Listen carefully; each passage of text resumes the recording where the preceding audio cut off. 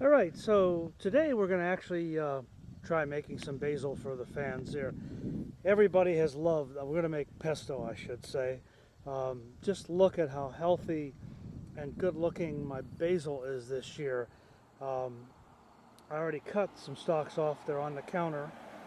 We're going to go roast some garlic first, then we're going to wash, rinse, and get the basil ready for the pesto. Um, and then we will pick it up from there. So before I actually go outside to roast the garlic, I'm just gonna hold on a second here. I'll show you everything else I got going on. What we got going on right now is this little garlic roaster, about 20 minutes to a half hour, and lower this down to about half on the setting so she doesn't burn. This would be the first test actually of self-filming a cooking segment, and I'm using a remote control here. I haven't done this before, but what we're going to do today is make some pesto. Not sure what to call this channel, but I got the idea originally in terms of making pesto from Louis Delicio, Casa Delicio. Lou's been making pesto commercially now for probably 30-something years, and he does an outstanding job. And that ironically was my mother's maiden name. So we bought some Casa Delicio pesto sauce. Then I started to grow my own basil, and we started to actually make it. If you take a look over here, you'll see we got plenty of basil leaves already washed, picked, and drying. We've also roasted some pine nuts. I think that gives a little bit more flavor. One of the other tricks I've used, and I learned this from actually Tony Anastasia, Tony the fence man down the street, said you really ought to roast your garlic when you make your pesto. It does take some of the bitterness out. So we did that outside on the grill with a little garlic roaster with some olive oil and some balsamic.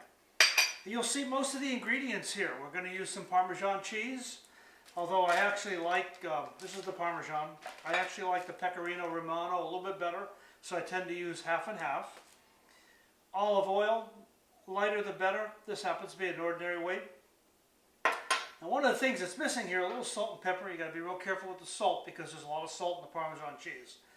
That said, we're missing the key ingredient, and that is to go get the blender. So I'll be back.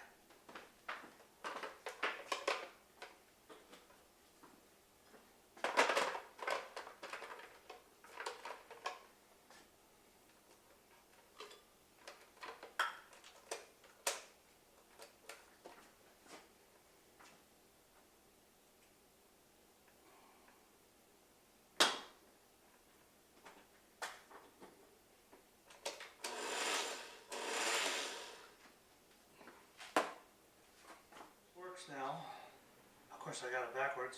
Stop it. Alright, so it does look like I have it in the right place. What I wanted to show you that I didn't show you, so I kind of said we don't need a recipe. This really shows it all. I mean, if you're Italian, what do you need a recipe for? I've actually made this so many times before that it's pretty easy. So we're going to come over here. Some of the recipes call for 2 cups of basil leaves. Some call for 3. I actually like 3. The more the merrier. Make sure you do a good job of drying your basil. You don't want it to be too wet. You don't need to worry about packing it down. That is pretty close to 3 cups. You could pack it and get more in there if you wanted to. Now, what I would do at this point is you got to be creative. You got to eyeball things a little bit. So you can go ahead and put half of the pine nuts in. Some recipes only call for 2 tablespoons. I like more. Go ahead and add about half of the olive oil. A third of it maybe. Go ahead and add some of the Parmesan cheese. We're going to go easy here now, right? Remember I said we're going to go easy. A little bit of pepper, a little bit of fresh ground pepper. Just a tiny smidgen of salt, because you want to go easy on the salt. Remember, a lot of salt in the cheeses. I should have done this ahead of time. You know, the French say to get your mise en coup ready, but at least 2 or 3 cloves of the roasted garlic. Just push them right out, come right out. That's 2. Let's see if I can get one more here. I like a little bit of garlic. All right, so add a little bit more to the top. Add a little bit more olive oil. Put the lid on the on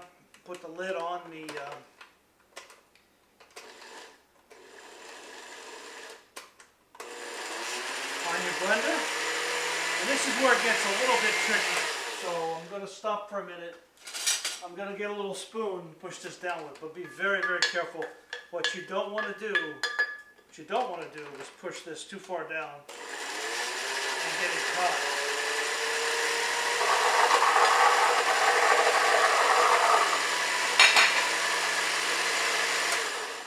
Once this starts to get turned around, turning around a little bit, it will emulsify and it will be done.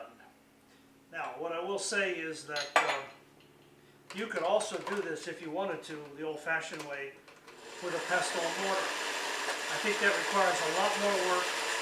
This is a lot simpler, and we can make multiple batches this way. If you're going to use a pestle and mortar, you're going to make one batch for dinner, and that's probably going to be it. All right. You got to make sure, this is a very, very old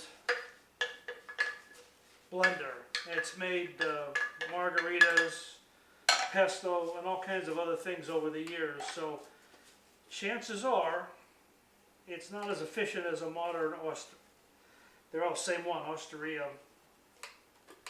And I'm going to use the rest of the olive oil. And I'm going to put a few more pinoli nuts in there. I'm going to put the rest of the cheese in there, and we're going to do one final mix. If she starts to turn around, we're going to mix it up, put some of the stuff down the bottom. Usually by adding more liquid, it helps emulsify a little bit better. Put it on a higher speed, go a little faster. We're back on the air again here now, and I got my hat on. Hopefully I'm down low enough at the camera. It's not up high enough, right? Map reading challenge. I'm going to bring some of this pesto out to the gang in Ohio.